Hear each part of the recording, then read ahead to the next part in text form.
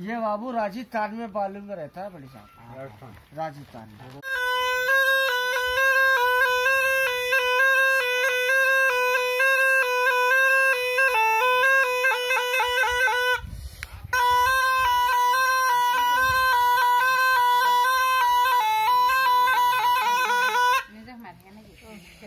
ला चाट काट अब धार अब काट सामना, अब सामना नहीं करेगा।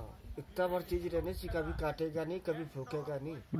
इसको बरगुबनी बोला जाता है। क्या चीज है?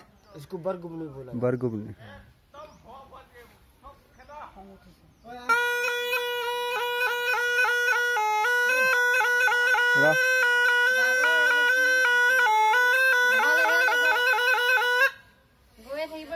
जा नाग बाबा, सभी में आशीर्वाद लगा, सभी में दुआ लगा।